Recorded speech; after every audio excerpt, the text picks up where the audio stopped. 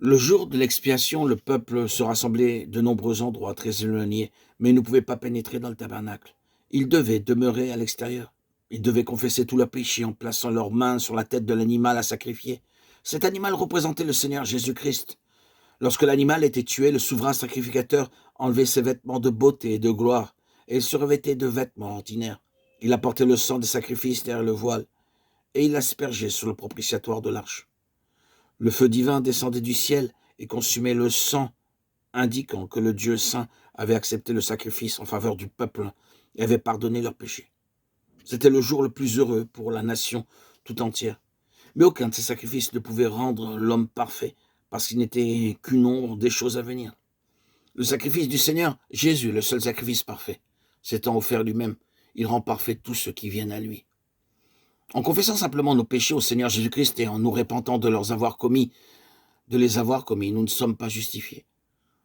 Tout péché commis en pensée, en parole ou en acte laisse une trace dans notre conscience, et ces traces ou souillures ne peuvent pas être ôtées par les larmes de notre repentance ou par nos offenses. Notre conscience nous rappelle constamment nos péchés passés.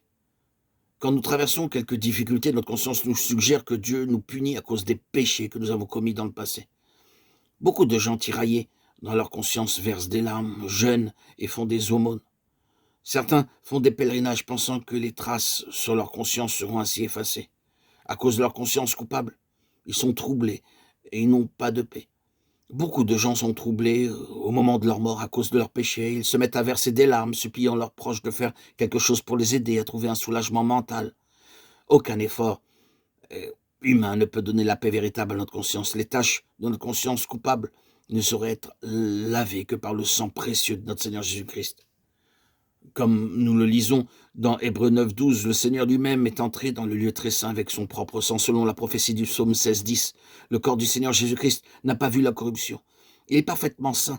Il fut conçu du Saint-Esprit. Maintenant son sang est au ciel, et il est la vie éternelle. De là, il est aspergé dans le cœur du pécheur repentant. C'est par ce sang que nos tâches coupables sont lavées. Combien plus le sang de Christ, qui par l'Esprit éternel s'est offert lui-même sans tache à Dieu, purifiera-t-il votre conscience des œuvres mortes afin que vous serviez le Dieu vivant. Hébreux 9:14. Avant notre nouvelle naissance, notre conscience est souillée par le péché. Notre esprit est mort, notre âme enténébrée et notre corps souillé. Lorsque le Seigneur Jésus-Christ, en tant que notre souverain sacrificateur, asperge de son sang nos esprits morts, ceux-ci sont rendus à la vie. Nous constatons que la vie divine coule dans nos esprits. Nous commençons à éprouver la présence de Dieu. Nous parlons à Dieu comme un homme parle à son ami. Nous sentons la paix céleste en nous. Lorsque notre esprit est rendu à la vie, notre esprit mort, nous éprouvons alors le désir d'être aussi saints que le Seigneur. Nous recevons un amour grandissant pour la parole et le peuple de Dieu. Lorsque notre âme enténébrée est éclairée, nous recevons la sagesse divine pour comprendre les choses de Dieu et pour connaître ses desseins. C'est par l'amour divin que nous pouvons aimer tous les gens de la même façon. Notre corps souillé est lui aussi purifié. Désormais, nous désirons servir Dieu au moyen de nos membres. Notre langue se met à louer Dieu. Nos jambes refusent de fouler des endroits défendus. Aussi longtemps que nous nous trouvons dans ce corps, nous sommes souillés à cause de notre vieille nature pécheresse. En naissant de nouveau, nous ne devenons pas surnaturels. Le vieil homme ou la vieille nature pécheresse sera toujours à nouveau ranimé. En entretenant dans nos cœurs des péchés tels que la haine, l'inimitié, l'orgueil, la cupidité, nous alimentons la nature pécheresse et nous sommes souillés. Mais nous pouvons en appeler constamment à la vertu du sang précieux du Seigneur Jésus-Christ pour être nettoyés, lavés et purifiés.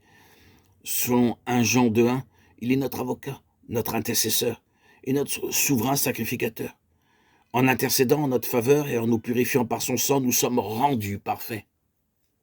De la même façon que nous revendiquons sa grâce et sa sagesse pour l'accomplissement de son œuvre, nous pouvons revendiquer par la foi son ministère d'intercession. C'est par le moyen de ce ministère très important que nous pouvons vaincre toutes les tentations. Nous sommes gardés des déceptions du monde et nous sommes de la sorte préparés pour sa seconde venue, et à sa venue, nous recevrons notre grand héritage.